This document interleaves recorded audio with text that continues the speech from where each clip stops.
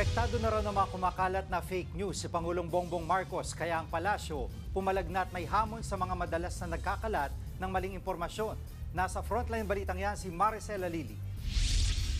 Trending ngayon ang larawang ito ni First Lady Liza Araneta Marcos habang kasama ang mga miyembro ng Asian Cultural Council sa Pangarap Clubhouse sa Malacanang nitong Sabado. Pero ang say ng ilang netizens, edited daw ang First Lady sa litrato. Noong isang linggo pa maugong ang balibalitang wala sa Pilipinas ang First Lady matapos umanong maaresto sa Amerika, bagay na ilang beses ng pinabulaanan ng palasyo.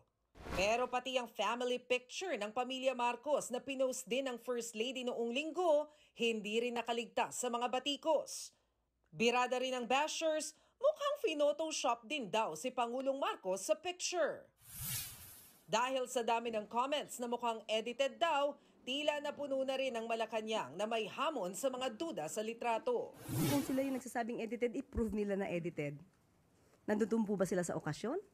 Kasama po ba sila doon?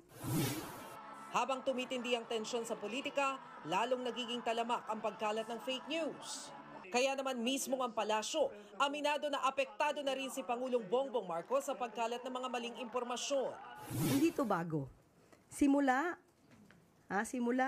nang hindi naging maayos ang pagtingin ni VP Sara sa pamilya Marcos, nag-start na po ang fake news. Utos daw ng Pangulo sa Presidential Communications Office, labanan ang pagkalat ng maling impormasyon. Gaya na lang ng sinasabi ni Attorney Harry Roque sa kanyang Facebook Live na nag-asam daw noon ng posisyon sa gabinete ni dating Pangulong Duterte, si PBBM. Mabuti na lang, hindi talaga tinalaga. Pero talagang alam mo, sabi ng informante ko, yung Liza Araneta, galit na galit. Dahil hindi tinalaga ang Marcos Jr. bilang Secretary of Agriculture.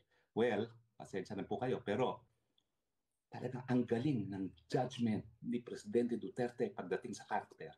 Alam niyang bulok ang Marcos, hindi lang ang senior, kundi pati ang junior. Sagot dito ng palasyo. Fake news? Fake news. Prove it. Nanawagan din si Roque ng people power laban sa administrasyon. Pero giit niya, hindi siya pwedeng kasuhan ng sedisyon dahil dito. Bagay na kinwestiyon din ng Malacanang.